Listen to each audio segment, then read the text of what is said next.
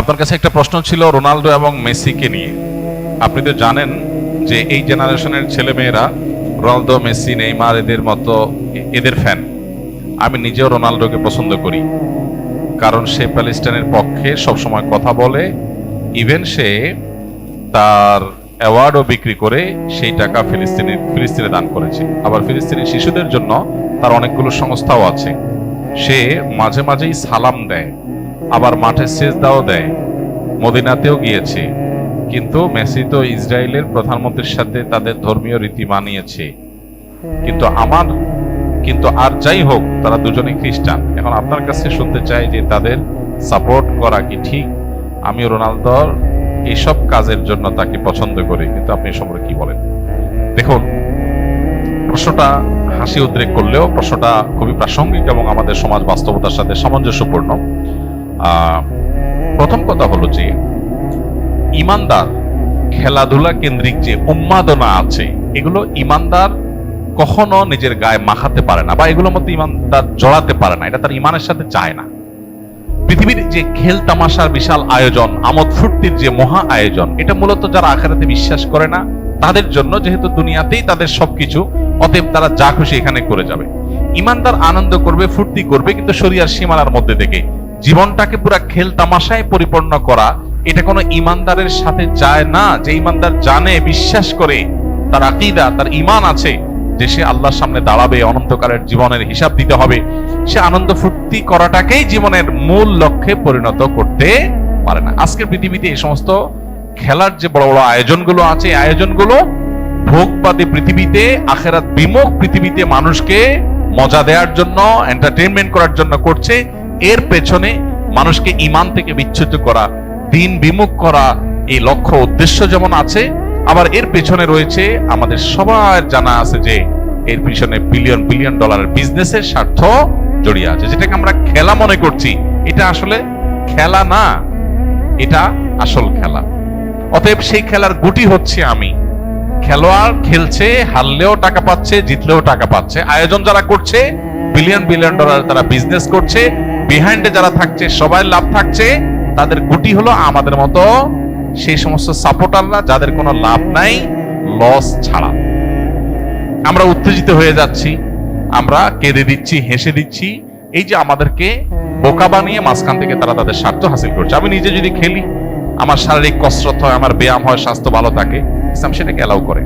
কিন্তু এই জাতীয় অহেতুক কাজে জড়ানোটাকে ইসলাম এলাও করে না। নবী সাল্লাল্লাহু আলাইহি ওয়াসাল্লাম বলেছেন, মিন হুসনি ইসলামিল মারই তারকুহু মা লা ইয়ানি। একজন মুসলমানের ইসলামটা সুন্দর হয়, আল্লাহর কাছে গ্রহণযোগ্য হয়, অ্যাকসেপ্টেবল হয়, কোয়ালিটিফুল ইসলাম হয় যখন সে অহেতুক অনর্থক কাজ থেকে বেঁচে থাকে। এখন আপনি যদি এই জাতীয় অহেতুক কাজ, যেটাতে আপনার দুনিয়াবি কোনো ফিডব্যাক আসছে না, আখিরাতের কোনো ফিডব্যাক আসছে না, অর্থবহ কিছু আসছে না, সেটাতে আপনি যদি এরকম মত্ত হয়ে যান, সেটা আপনার ঈমান আমলের সাথে সঙ্গতিপূর্ণ নয়। এই জন্য এটা থেকে আমাদের বিরত থাকতে হবে। এটা হলো মূল কথা। এবার আসা যাক, খেলোয়াড়দের কোন খেলোয়াড় ইসলাম, মুসলমানদের স্বার্থ, মাজলুমদের স্বার্থ তার মাধ্যমে রক্ষা হয়, সেই কারণে মুসলিম মাত্রেই তার প্রতি সিম্পেথি চলে আসবে।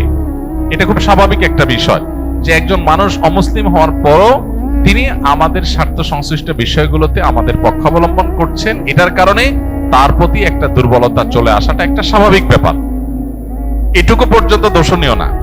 কিন্তু সিম্পেথি দেখিয়ে আপনি বিসমিল্লাহ বলে তার খেলা দেখা শুরু করে দিলেন, যে আমি যেহেতু তার সাপোর্ট করি বা তাকে, তার এই কাজগুলোকে পছন্দ করি, এই জন্য তার খেলাতেই লেগে গেলাম, তাহলে তো মুশকিল। এখন আমাদের দেশে যে আর্জেন্টিনা, ব্রাজিল, বিএনপি, আওয়ামী লীগের মতো মুখোমুখি অবস্থান আমাদের দেশে দীর্ঘদিন পর্যন্ত যে চলে আসছে, ওই জায়গা থেকে রাজনৈতিক বিরোধের মতো এই খেলার ক্ষেত্রেও, মানে কাজ না থাকলে যা হয়,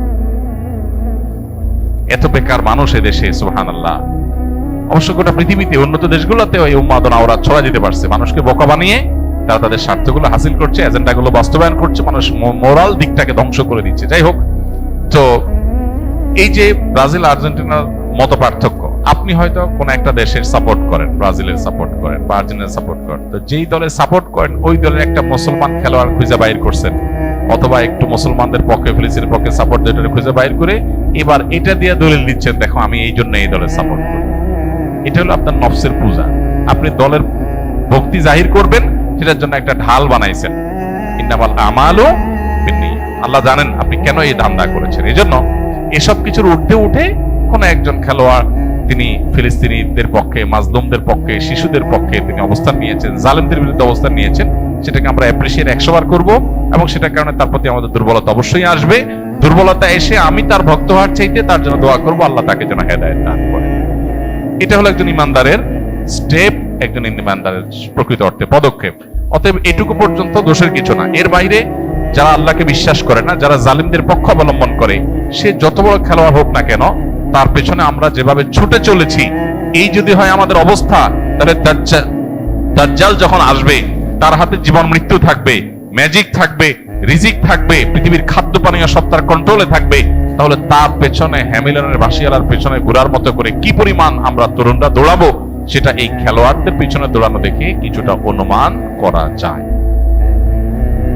একজন খেলোয়াড়ের পায়ের ভেলকি দেখে যদি আপনি তার ভক্ত হয়ে যান, তার আদর্শ, তার আইডিওলজি, তার ইমান কুফর সংশ্লিষ্ট বিষয়, তার অবস্থান, তারপরে জুলুম এবং অত্যাচারীদের পক্ষে তার অবস্থানে সবকিছুকে ছাপিয়ে শুধু তার খেলার কারণে যদি আপনি তার ভক্ত হয়ে যান, তাহলে আপনার আদর্শ বলতে কিছু নাই।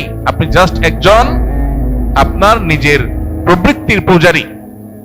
আপনার আকল যদি থাকে একজন খুনিদের পক্ষাবলম্বনকারী, জালিমদের পক্ষাবলম্বনকারী, অভিশপ্তদের পক্ষাবলম্বনকারী এবং অন্যায়ের পক্ষাবলম্বনকারী, শিরকে লিপ্ত, আপনার রবকে যে গালি দেয়, আপনার রবের প্রতি যার অবিশ্বাস আছে, তার খেলা দেখে আপনি পাগল হতে পারেন না। একজন লোক অনেক ভালো খেলোয়াড়, অনেক চমৎকার খেলে, অনেক ম্যাজিক্যাল আপনার তার স্টেপ পদক্ষেপ আছে, অনেক তার ভালো পারফরমেন্স আছে।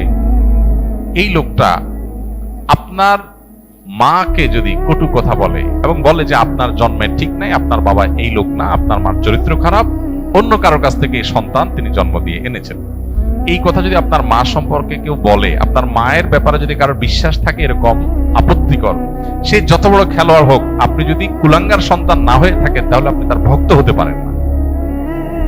আপনি যে রবের প্রতি ঈমান এনেছেন, সে রবের অস্তিত্ব, রবকে যে স্বীকৃতি দেয় না, বরং সে রব সম্পর্কে যে কটু কথা, কটু বিশ্বাস, ভুল বিশ্বাস, ভ্রান্ত বিশ্বাস রাখে, সে যত বড় খেলোয়াড় হোক, আমার আদর্শ তাকে আমার ভক্ত হতে দেয় না। আদর্শের ব্যাপার। আর যার কাছে ঈমান নামকে আসতে আছে, মুসলমান নামকে আসতে, সে আজকে এর পিছনে দৌড়াচ্ছে, কার কেউ পিছনে দৌড়াচ্ছে। এই যুবকই যদি বেঁচে থাকে আর দাজ্জাল পৃথিবীতে আসে, সবার আগে চোখ বন্ধ করে বলে দেওয়া যায় এই শ্রেণীর যুবকরা দাজ্জালের পিছনে দৌড় দিয়ে চলে যাবে। কারণ দাজ্জালের হাতে আরো বেশি ম্যাজিক থাকবে, আরো ভক্ত হওয়ার, ফান হওয়ার মতো বহু আইটেম থাকবে। আমাদের অনেক তরুণরা কোরিয়ার আপনার কি বিটিএস, এই তরুণদের ফান হয়ে যাচ্ছে, অনেক ছেলেরা মেয়েরা। এর কারণ হলো তাদের মধ্যে ঈমানি চেতনা নেই, আদর্শ নেই। তারা আদর্শ তাকে এই সমস্ত অন্যায় থেকে বিরত রাখবার কথা। আল্লাহ আমাদেরকে বোঝার তৌফিক